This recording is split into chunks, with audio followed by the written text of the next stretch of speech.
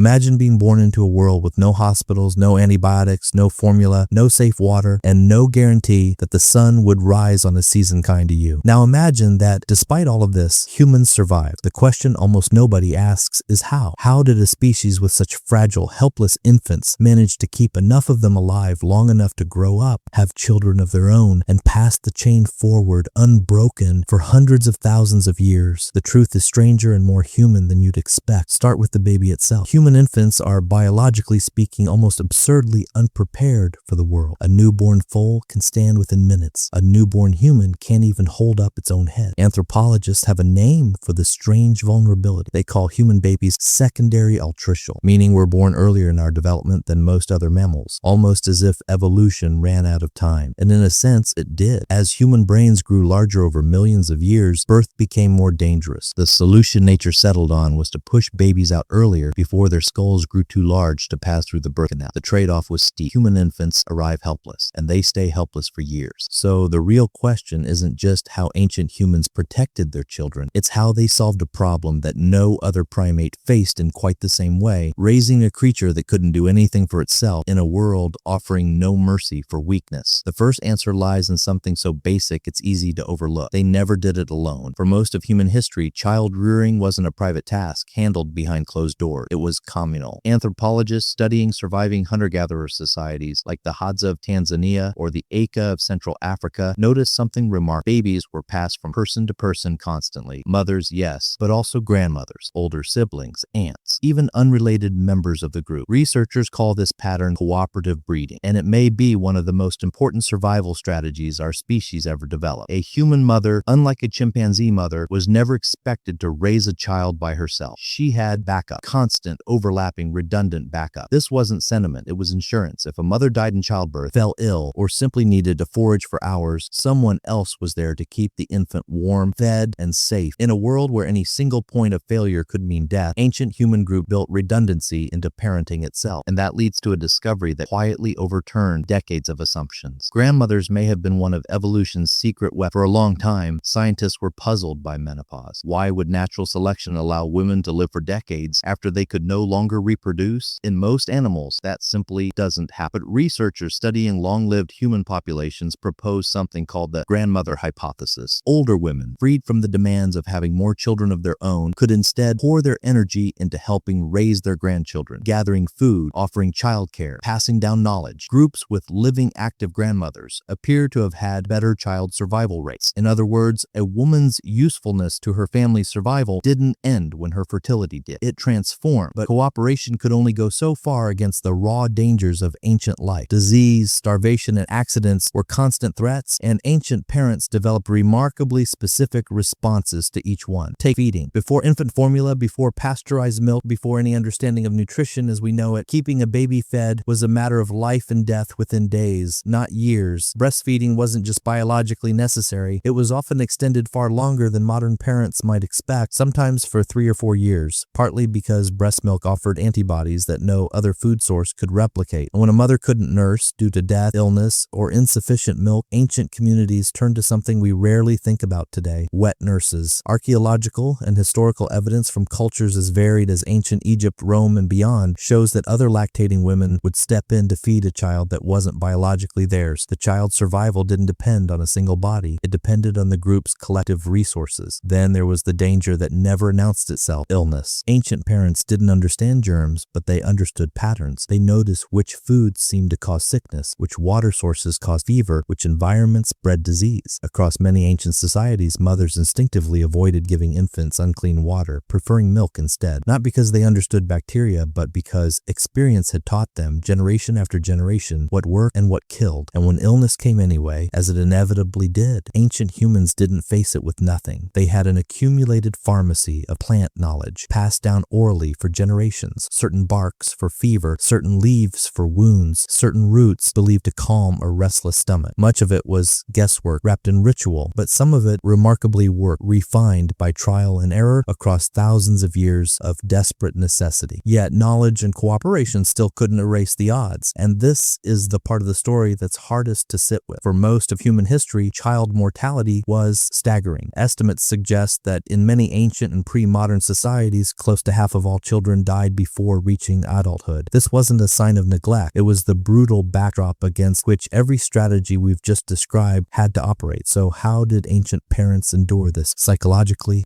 some historians argue that emotional attachment in ancient societies may have looked different from what we experience today, not because parents loved their children less, but because loss was so devastatingly common that cultures may have developed rituals, beliefs, and social norms to help process grief that could otherwise be unbearable. Naming ceremonies were sometimes delayed until a child survived infancy's most dangerous months. Some cultures held beliefs about spirits or reincarnation that softened the edges of loss. None of this meant the grief was smaller. It meant humans found ways to keep functioning, keep caring for the next child, keep the group moving forward, even under the weight of repeated heartbreak. And perhaps this is where the real answer to our question finally comes into focus.